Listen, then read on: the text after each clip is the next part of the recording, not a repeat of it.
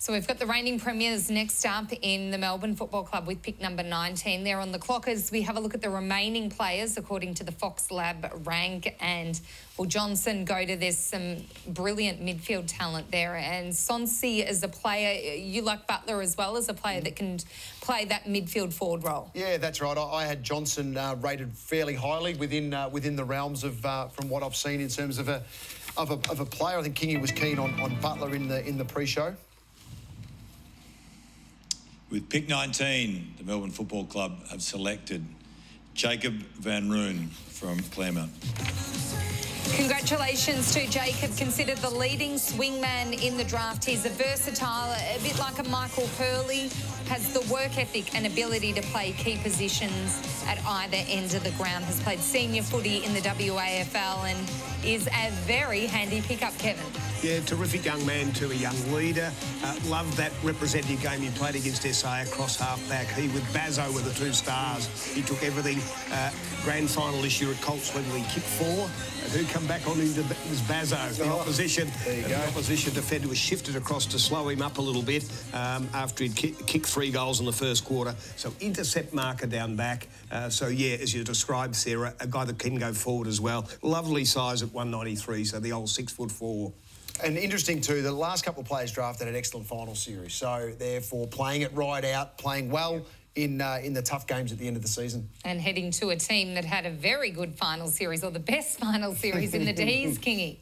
194 centimetres, Sarah, and he's a bit of a swingman, as Shifter just said.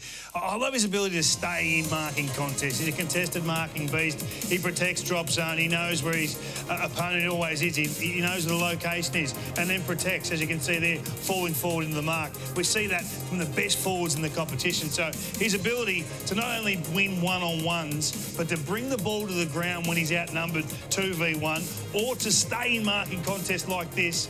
I think this is called play and he gets a free kick, but you can see the competitor in this guy, and I think that's what Melbourne will be really happy with. I mean, you see him falling behind there. We see a lot of that at AFL level, Tom Hawkins and the like, so this guy's a ripper, forward or back. Yeah, we're going to head to Mick Ablett now for a first-hand take on Jacob's style of play. 24 goals in his final 6 Colt games in the WAFL. This is impressive stuff.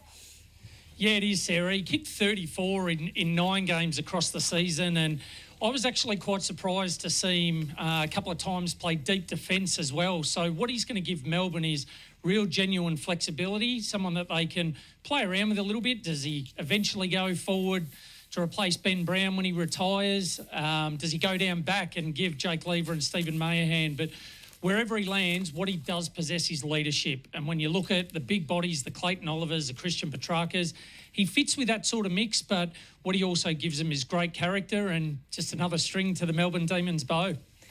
And it's been really eye-catching tonight, I suppose, the WAFL Colts players and the players from the West who have had a really uninterrupted run with their junior football being able to have a big hand in this first round tonight. No question. I think Mickey nailed it too in terms of when you look at the dynamic of Ben Brown resurrected, you know, where his football's going, will play some good football, you think, over the next couple of years. Tom McDonald is the other tall that floats consistently down there. But then in the future, you've got Jackson, who will go into the ruck a little bit, along with Jacob standing next to him in terms of his development as a key forward when Brown and McDonald, you know, finally hang them up.